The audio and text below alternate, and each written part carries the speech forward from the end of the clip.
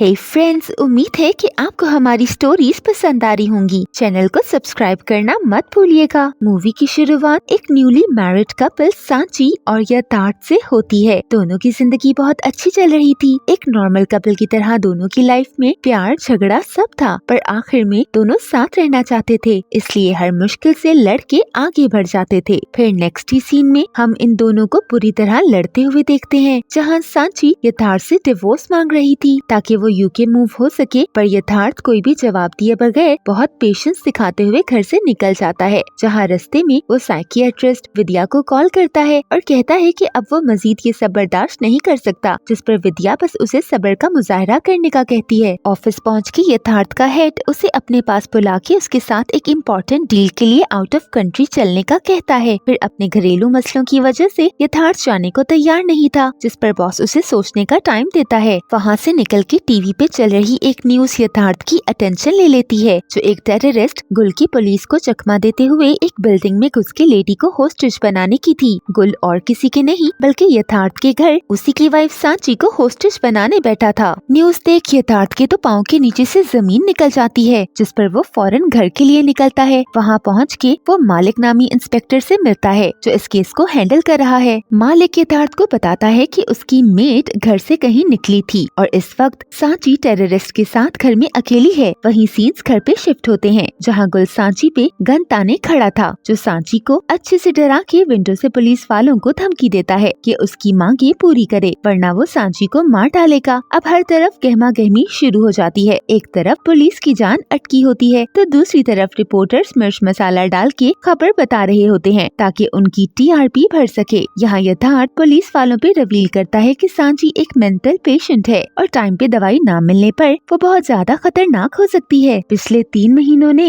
वो यथार्थ से डिवोर्स पेपर्स ना साइन करने पर लड़ रही है, जबकि उनके बीच कभी ऐसी कोई बात हुई ही नहीं, क्योंकि वो समझती है कि यथार्थ का उसकी साइकियाट्रिस्ट विद्या के साथ अफेयर चल रहा है। ये सुन के पुलिस मजीद प्रेशर में आ जाती है। सीन सांची पे शिफ्ट होते हैं, जो गुल को अपनी साइड की स्टोरी सुनाते हुए कहती है कि वो बेशक पहले पुलिस से अपना काम निकलवा ले, पर फिर उसे मार दे, क्योंकि वो इस जिंदगी से तंग आ चुकी है। उसका हस्बैंड अपनी ही गर्लफ्रेंड को उसकी साइकियाट्रिस्ट बता के पागल साबित करना चाहता है, ताकि इसे पागल खाने भेज के इसकी प्रॉपर्टी पे अपनी गर्लफ्रेंड के साथ अय्याशी कर सके। यथार्थ विद्या और अपनी मेट की गवाही से पुलिस को यकीन दिलाता है कि सांची पागल है। साथ ही साथ ये लोग पुलिस को बताते हैं कि उसकी दवाई का टाइम हो गया है, जो टाइम पे ना दी जाए तो कुछ भी हो सकता है। पुलिस पे मिनिस्ट्री की तरफ से प्रेशर आना शुरू हो जाता है कि अगर 2 घंटे में पुलिस कुछ न कर सकी तो सोल्जर्स इस मामले को अपने हाथ में ले लेंगे। मालिक को जब ऊपर से कॉल आती है तो वो 2 घंटे में इस मसले को खत्म करने की प्लानिंग सोचने लगता है। वहाँ मीडिया में सांची के नेबर्स भी ये बात कंफर्म कर देते हैं कि सांची ने यथार्थ की लाइफ मुश्किल बना रखी थी, फिर भी वो अपनी शादी चलाने की पूरी कोशिश कर रहा था। सीन सांची पे शिफ्ट होते हैं, जो गुल को यकीन दिलाने में लगी थी कि उसके साथ जाती हो रही है, और कहीं न कहीं उसकी बातें गुल का दिल मोम करने लग गई थी। तभी गुल को नीचे से पुलिस की कॉल आती है। कॉल पे यथार्थ गुल को यही समझाने की कोशिश करता है कि किसी तरह सांची को वो मेडिसिन खिला दे, जो वॉशरूम के स्विच बोर्ड के पीछे छुपाई है, क्योंकि सांची अपनी मर्जी से वो दवाई कभी नहीं लेगी और अगर उसे ना दी तो उसकी हालत बिगड़ जाएगी। पर गुल उनकी बात को सीरियस नहीं लेता और अपनी मांगे पूरी करने का कहता फोन बंद कर देता है। जिसके बाद सांची गुल को समझाने लगती है कि वो दवाई उसे सही करने के लिए नहीं बल्कि पागल करने के लिए है, इसीलिए यथार्थ ने इसे छुपा के रखी है। सारी गेम उसी दवाई की है। गुल उसकी बात नहीं सुनता, उल्टा उसे चाय बनाने का कहता किचन में भेज देता है। वहाँ यथार्थ मालिक को बताता है कि अगर मेडिसिन ना दी जाए तो कभी तो सांची 1-2 घंटे से गुजार लेती है, कभी 10-15 मिनट में ही उसका दिमाग खराब हो जाता है। जिसके बाद फ्लैशबैक से वो विद्या के साथ एक सेशन का बताता है, जहाँ एकदम अच्छे से बात करते हुए सांची को अटैक आया और उसने वहीं विद्या पे हमला कर दिया। सांची की हालत इतनी खराब है कि वो खुद ही सच अपने दिमाग में बनाती है और उसी कहानी पे यकीन करते यथार्थ से लड़ना शुरू हो जाती है। सीन्स वापस सांची पे शिफ्ट होते हैं, जहाँ वो गुल को बताती है कि उसे यथार्थ के अफेयर का यकीन तब हुआ जब वो एक दिन जल्दी घर आ गई और उसे यथार्थ विद्या के साथ उनके बेडरूम में मिला, पर तब भी वो अपने अफेयर को सच मानने को तैयार नहीं थे, उल्टा उसे ही पागल बोल रहे थे। अब आखिर गुल की भी बस हो जाती है और वो अपनी स्टोरी सुनाना शुरू करता है। वो बताता है कि वो एक छोटे से विलेज में रहता था। उसके चचा ने उसे नौकरी दिलाने के लालच में शहर बुलाया और डिलीवरी के काम के बहाने उससे बॉम्ब का सामान इधर उधर शिफ्ट करवाया और फिर एक दिन एक पैकेज बॉयज हॉस्टल भेजा जो ब्लास्ट हो गया। अब एंट्री में उसका नाम था, इसलिए पुलिस ने उसे पकड़ लिया और उसका चचा तक मुकर गया कि वो गुल को नहीं जानता, जिस पर पुलिस ने झूठे सबूत लगा के इसे ही अरेस्ट कर लिया। अब इसके बाद गुल पुलिस के आगे अपनी डिमांड ज्यादा करते हुए अपने चचा के साथ साथ गाड़ी और 50 लाख की भी डिमांड करता है, जिसके लिए वो इन्हें 2 घंटे देता है। यथार्थ मालिक से कहता है कि वो इन्हें पैसे लेके देगा, उसे बस उसकी वाइफ की जिंदगी प्यारी है। पर मालिक का कहना था कि ऐसे करके वो अपनी वाइफ को नहीं बचा सकता क्योंकि ये बहुत खतरनाक आदमी है। फिर मालिक अपनी इन्वेस्टिगेशन के हिसाब से गुल की स्टोरी यथार्थ को सुनाना शुरू करता है, जिसके हिसाब से जिस बॉयज हॉस्टल में गुल ने बॉम्ब रखा था वहाँ एक लड़के ने बुली होने की वजह से सुसाइड कर ली। वो इसी के बॉस का बेटा था, जिसका बदला लेने के लिए उसके बॉस ने उसे ब्रेन वॉश करके यहाँ भेजा और सारी प्लानिंग फॉलो करते हुए गुल ने बॉयज हॉस्टल में ब्लास्ट कर दिया और फिर बहुत मुश्किल से पुलिस ने उसे पकड़ के उसके मुंह से सच उगलवाया था। यहाँ सांची गुल को अपने प्यार का यकीन दिलाते हुए उसके बहुत करीब आने लग जाती है और मर्द को ऐसे काबू करना तो बहुत आसान काम है, इसलिए सांची कामयाब हो रही थी, जिस पर गुल के हाथ से गन चल जाती है और वो सुन के नीचे सब डर जाते हैं। पर सांची अपने सही होने का सबूत देते सबको रिलैक्स कर देती है, जिसके बाद वो गुल को पूरी तरह अपने प्यार का यकीन दिलाते हुए उसे यहाँ से बचा के कहीं दूर ले जाने का कहती है, जिसके लिए वो खाली गन अपने सर पे रख के उसे उसके साथ नीचे जाने का कहते हुए यकीन दिलाती है कि वो गुल के बिल्कुल करीब रहेगी, जिस पर कोई फायर नहीं कर पाएगा और दोनों वहाँ से भाग निकलेंगे। गुल भी उसके प्यार में पागल गन खाली करता उसके साथ नीचे चला जाता है, जहाँ मौका देख सांची पुलिस को बता तो देती है कि गुल की गन खाली है, पर इससे पहले पुलिस कुछ कर पाती गुल पास दरवाजे को तोड़ते शीशा सांची के गले पे रखता उसे वापस अपार्टमेंट के अंदर ले जाता है। इस हादसे के बाद वहाँ मजीद हलचल मच जाती है और मिनिस्ट्री सोल्जर्स को भेजने का ऑर्डर दे देती है। सिचुएशन हाथ से निकलता देख यथार्थ एक बार फिर मालिक को ऑफर करता है कि वो पैसों का अरेंज कर देगा, बस वो किसी तरह उसकी बीवी को बचा ले। इसी दौरान मालिक और यथार्थ के बीच बहस हो जाती है, पर फिर अपने गुस्से को काबू करते हुए मालिक उसे हौसला देता है क्योंकि यथार्थ की सांची के लिए परेशानी सबको साफ नजर आ रही थी। मालिक इस बात पे हैरान था कि गुल खाली गन के साथ नीचे कैसे आ गया, जिस पर यथार्थ समझ आता है कि ये सांची की चाल थी, पर उल्टी पड़ गई। वहाँ सीन सांची पे शिफ्ट होते हैं जो एकदम बिल्कुल अजीब एक्ट करने लगती है और गुल को पहचानने से भी इनकार कर देती है। ये देख गुल का मजीद मीटर आउट हो जाता है और वो सांची को अब खुला छोड़ने के बजाय बांध देता है। वहाँ यथार्थ मालिक को बताता है कि सांची की मेंटल कंडीशन की वजह से जब भी वो अकेला फील करती है तो अपना अकेलापन खत्म करने के लिए वो किसी को भी कैसे भी इस्तेमाल कर सकती है और ऐसे वो पहले भी कर चुकी है। मालिक सिचुएशन देखते हुए यथार्थ को ऑफर करता है कि अगर सोल्जर्स के आने से पहले वो पैसे अरेंज कर सकता है तो मालिक उसकी मदद करने का सोच सकता है, जिस पर यथार्थ रिवील करता है कि सांची ने उनके बैंक और घर के लॉकर सबके पासवर्ड चेंज कर दिए हुए हैं और यही वजह है कि यथार्थ के पास इस वक्त कोई सेविंग्स नहीं है। यहाँ तक कि उसे ऐसा लगता है कि सांची का किसी के साथ अफेयर है और वो ये सारे पैसे लेके उसी इंसान के साथ बाहर जाना चाहती है। सीन्स गुल पे शिफ्ट होते हैं, जिसके फ्लैशबैक से हमें पता चलता है कि उसने चाय में चुपके से दवाई मिला के सांची को पिला दिया था। यही वजह है कि अब सांची ऐसी अजीब हरकतें करते उसे पहचान भी नहीं रही है। अब ऐसे पर्सनैलिटी का चेंज देख गुल की समझ में नहीं आता कि वो क्या करे, इसलिए गुस्सा पुलिस पे निकालते हुए फौरन पैसों और गाड़ी का अरेंज करने का कहता है, जो अपार्टमेंट में लेने का वो यथार्थ को कहता है। अब यथार्थ इस मौके का पूरा फायदा उठाते हुए 1 घंटे में पैसे अरेंज करने का वादा करता पुलिस और गुल को उसका इंतजार करने का कहता वहाँ से निकल जाता है। यहाँ मालिक सोल्जर्स के आने की खबर सुन के भी अपनी टीम को यथार्थ के आने तक रेडी करना शुरू हो जाता है। वहाँ यथार्थ जैसे तैसे अपने लिंक्स लगाते हुए पैसे जमा करने लगा होता है। सांची का दवाई का असर खत्म होता है तो वो फिर से गुल को सेड्यूस करना शुरू हो जाती है और वो उसके हाथों बेवकूफ बनते हुए फिर से उसके हाथ खोलता पीछे पीछे फिरना शुरू हो जाता है। यथार्थ विद्या से मिलके उसे बीच रास्ते में उतारते पैसे लिए वापस घर के लिए निकलता है। वहाँ सांची गुल पे रिवील करती है कि वो सच में किसी के साथ अफेयर में थी और उसके साथ यूके जाने वाली थी, पर फिर गुल आ गया तो उसे छोड़ सांची ने गुल के साथ भागने का प्लान किया। यथार्थ पैसे लेके मालिक के पास पहुँच जाता है, जहाँ मालिक उसे सारा प्लान समझाते हुए अकेले अंदर जाने की इजाजत दे देता है। सीन्स गुल पे शिफ्ट होते हैं, जो एक बार फिर पूरी तरह सांची के प्यार में डूबता हुआ उसे यकीन दिलाता है है कि वो पैसे मिलने पर सांची को लिए यहाँ से निकल जाएगा और अपने प्यार का यकीन दिलाने के लिए वो सांची के सामने उस दवाई को भी फ्लैश कर देता है। सांची और गुल हाथों में हाथ डाले यथार्थ के ऊपर आने का इंतजार करने लगते हैं। इतनी देर में सोल्जर्स भी वहाँ पहुँच जाते हैं। तभी इन्हें ऊपर से गोली चलने की आवाज आती है और ऊपर जाने पर इन्हें सांची यथार्थ की बाहों में मरी हुई मिलती है, जबकि सामने गुल सदमे में पुलिस को यकीन दिलाने की कोशिश कर रहा होता है कि उसने सांची को नहीं मारा। अगर वो ऐसा करता तो साथ यथार्थ को भी मारता, पर पुलिस उसकी एक सुने बगैर उसे अरेस्ट करती ले जाती है। सीन्स कोर्ट में शिफ्ट होते हैं, जहाँ यथार्थ के फ्लैशबैक से पता चलता है कि यथार्थ के पैसे लेके ऊपर जाने पर सांची ने उसे इग्नोर करते हुए यथार्थ के पास जाने की कोशिश की, तो गुस्से में पागल हुए गुल ने उसे मार डाला। वहीं गुल अपनी सफाई देना शुरू करता है, तो उसके फ्लैशबैक से हमें पता चलता है कि यथार्थ ने ऊपर आके खुद गुल से गन लेते हुए सांची को मारा। अब सच्चा कौन है आगे पता चलेगा। मालिक अपनी स्टेटमेंट और सबूत के साथ गुल को पागल प्रूफ कर देता है, जिस पर पुलिस उसकी फांसी की सजा रोक के उसके ठीक होने तक पागल खाने भेजने का फैसला करती है। गुल को पुलिस वैन में जाता देखते यथार्थ और विद्या स्माइल करने लगते हैं और उनके फ्लैशबैक से हम पे रिवील होता है कि सांची सच बोल रही थी। उसका और विद्या का सच में अफेयर था और वो दोनों उसे पागल करने के लिए गलत दवाई देते थे। इसीलिए यथार्थ और विद्या की जान हाथ में आई थी, क्योंकि पुलिस के ऊपर जाने पर अगर वो दवाई उनके हाथ लग जाती तो इन दोनों को जेल हो सकती थी। पर यथार्थ ने एक तीर से दो निशाने करते हुए वो गोलियां भी किसी के हाथ नहीं लगने दी और सांची को भी मार डाला। वहाँ मालिक के फ्लैशबैक से पता चलता है सांची का जिसके साथ अफेयर था वो और कोई नहीं बल्कि मालिक ही था। मालिक तो टाइम पास कर रहा था, पर सांची सीरियस हो गई और उसे सांची के साथ यूके चलने को कहा। अब मालिक तो अपनी फैमिली और जॉब छोड़ के नहीं जा सकता था। उसका इरादा बदलता देख सांची ने उसे ब्लैकमेल करना शुरू कर दिया और सांची से छुटकारा पाने के लिए मालिक ने खुद गुल को उसके अपार्टमेंट में भेजा। इस डील के साथ वो सांची का काम तमाम कर दे तो मालिक उसे फांसी से बचा लेगा। यही नहीं, उसे ये सच भी पता है कि गुल कोई टेररिस्ट नहीं, पर अपना नाम बनाने के लिए उसने गुल से झूठी गवाही ली थी। अब सांची और गुल का सच उन दोनों के सीनों में दफन उन्हीं के साथ चला जाता है, जबकि असली क्रिमिनल ज्यादा ताकतवर होने की वजह से खुलेआम घूम रहे हैं। इसी दुख की वजह से गुल बुरी तरह हर्ट हुआ, पागलों की तरह हंसने लगता है जैसे वो सच में पागल हो गया है और इसी दुख भरी हंसी पे ये मूवी एंड हो जाती है। Thanks for watching.